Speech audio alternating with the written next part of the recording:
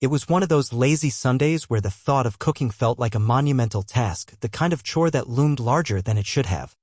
After wrapping up a few freelance digital illustration projects in the morning, I realized around 2 p.m. that my stomach was growling with the fervor of a marching band.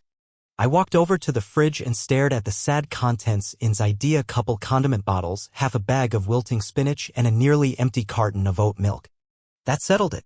Delivery it was. Scrolling through the Uber Eats app, I skimmed past the usual suspects. Pizza felt too heavy. Thai had been dinner 2 nights ago.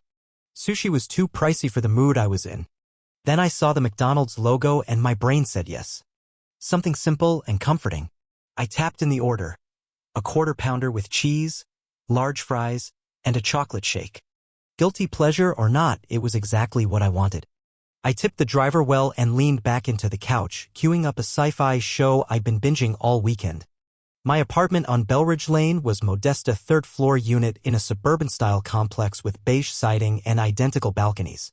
Most residents kept to themselves. It wasn't glamorous, but it was safe, clean, and quiet. Around 20 minutes later, the app pinged, "Jared is on the way." Another 10 minutes passed. Jared is arriving. Perfect timing.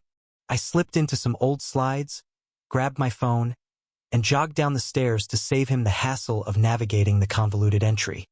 As I stepped outside into the warm afternoon sun, I saw a Toyota Camry pulling up and a man with an Uber Eats bag giving me a wave. "You Samuel?" he asked, handing me the bag. "That's me." "Thanks, man," I replied, already catching the unmistakable aroma of fries through the paper bag.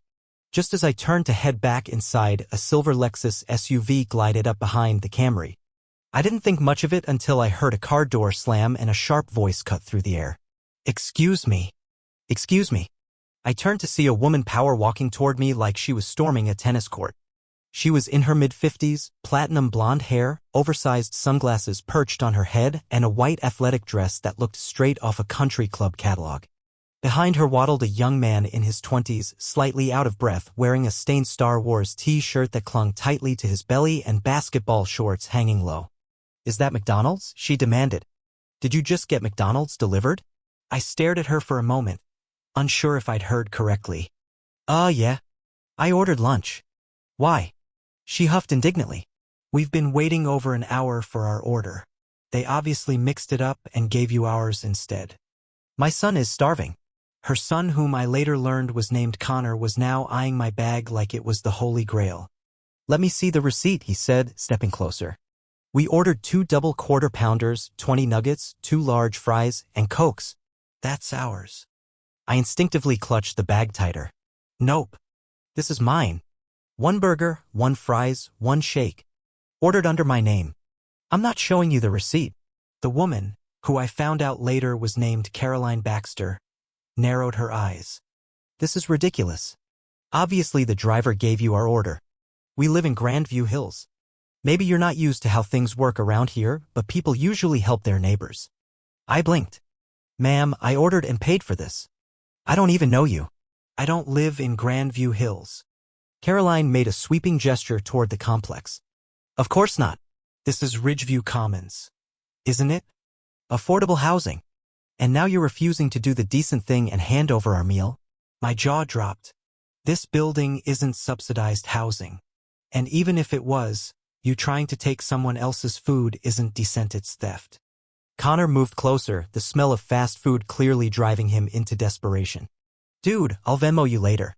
Just let me have it. You can order again." I backed up a step. "No. This is mine. You can wait for yours." Caroline let out a dramatic sigh. "Ugh, unbelievable. Fine. I'm calling the police." She whipped out her phone and began dialing, narrating the situation to whoever she imagined was on the other end. "Yes, we have a situation outside 1120 Belridge Lane. A tall black man is refusing to return food that isn't his. He's acting threatening." My stomach twisted. It wasn't just McDonald's anymore. She was weaponizing race and lies. I folded my arms. "Please do. I'll wait here and explain how you and your grown son tried to take my lunch." A few neighbors had gathered now, watching from balconies or behind cracked doors. "Mr. Dorsey from 3B stepped outside. "Everything okay, Sam?" he called. I gave a small nod. Apparently, someone thinks they're entitled to food I ordered. Connor actually lunged forward then and tugged at the bag. Just give it to me.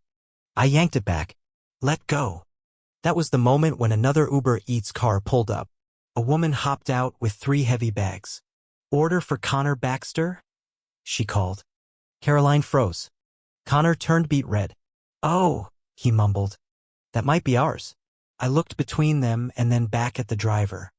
Looks like your food just arrived after all. The driver handed over 2 double quarter-pounders, fries, nuggets for drinks, and an apple pie. Connor snatched them eagerly. Caroline mumbled something about technical issues with the app and tried to slink away. Before you go, I said, raising my voice just enough for the gathered audience to hear. Maybe next time don't try to accuse someone of stealing because they're black and eating McDonald's near your kid. Caroline flushed. That is not what this was about. It was exactly about that, I replied. And you faked a police call. I should report you. She said nothing more. Just gathered Connor and their food and retreated to the Lexus. The incident stuck with me. I told my friend Olivia, an editor at a local online newspaper, and she encouraged me to write about it. Not just a rant-a-reel reflection on entitlement, race, and the way privilege disguises itself as misunderstandings. But I had another idea too. Gregory Baxter, Caroline's husband, owned Baxter and Company. Real estate. He was hosting a community town hall the next weekend to discuss his plans for revitalizing a nearby neighborhood. A lot of us knew that meant displacing black families and replacing them with high-end condos. I signed up to attend. On the day of the event, I wore a crisp shirt and slacks, brought my tablet, and took a seat near the front. Gregory gave his opening speech about inclusion and growth. When the floor opened for questions, I stood. Mr. Baxter, I said, voice clear, do you believe your company truly values every member of the community equally? Of course, he said. Baxter and Company is committed to fairness, opportunity, and responsible development. I smiled. Even when members of your own family attempt to steal food from a black man outside his home and then fabricate a police report about him being threatening? Gasps echoed through the room.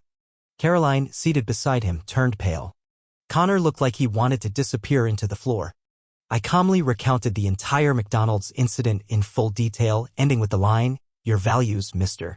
Baxter, are only as strong as the actions of those who bear your name." That story spread like wildfire. Gregory issued a formal apology. Caroline took a leave of absence from the family's charitable board. Connor, to his credit, reached out weeks later and apologized sincerely. He even brought me a peace offering a fresh McDonald's order. Quarter pounder, large fries, and a shake, he said, handing it over sheepishly.